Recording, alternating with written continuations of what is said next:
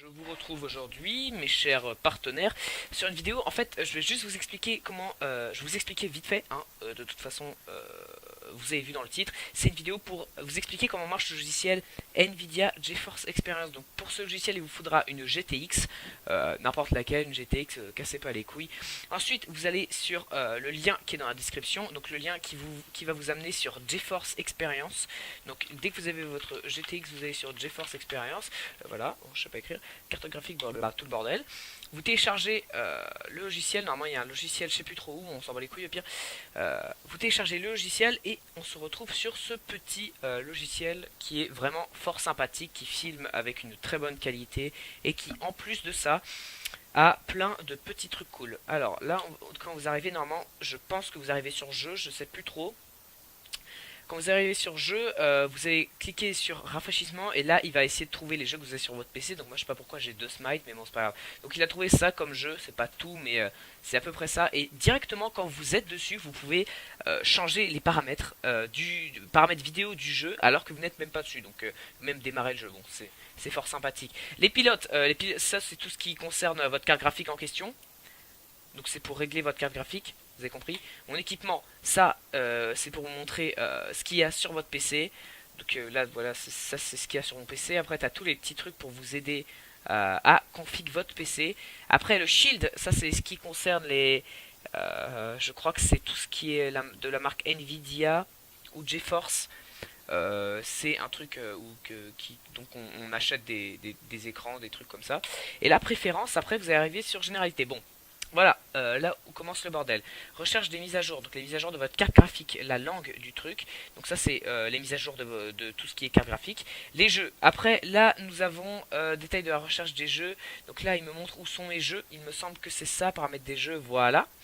Shadowplay, voilà, le truc intéressant c'est un logiciel pour capturer son écran, le logiciel que j'utilise, qui filme très bien.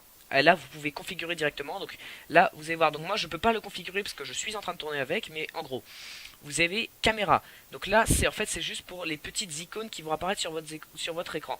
Là j'ai la caméra qui m'indique que je filme, elle est en haut à gauche, donc là c'est là où on règle ça, hein, tout simplement.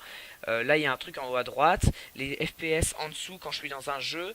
Après indicateur d'état, compteur d'images par seconde, voilà, donc ça c'est exactement ça, la taille. Les raccourcis, c'est important. Les raccourcis pour le Shadowplay. Donc là, on a les raccourcis sauvegarder les 5 dernières minutes enregistrées. C'est pour le truc que je vais vous montrer après.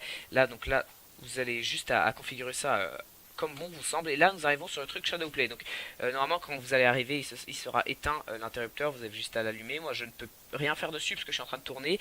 Mais là, nous avons il y a plusieurs modes qui vont s'afficher.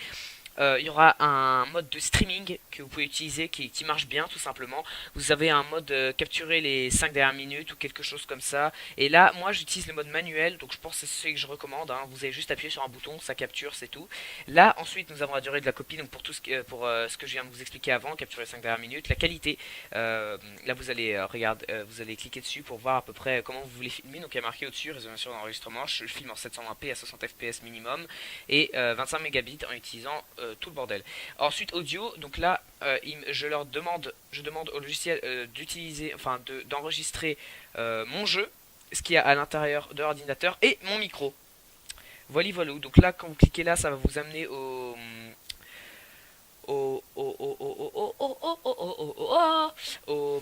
dossier auquel les vidéos vont dans lequel les vidéos vont apparaître quand vous aurez fini d'enregistrer. Donc moi c'est dans Nvidia Shadowplay dans mes vidéos, et là à chaque fois que vous allez démarrer un autre jeu, donc desktop le bureau, à chaque fois que vous allez démarrer un autre jeu, ça va faire un nouveau dossier. Par exemple là j'ai sur les 4 jeux que j'ai enregistrés, donc nous avons tout le bordel. Sur ce, je pense que je vais vous laisser là. Vous avez compris que le logiciel n'est pas bien compliqué à utiliser, c'est juste pour motiver les gens à utiliser, parce que c'est un très bon logiciel qui ne coûte rien, hein. Le logiciel est gratuit, il faut juste une GTX et il filme très bien. Sur ce, tchuss.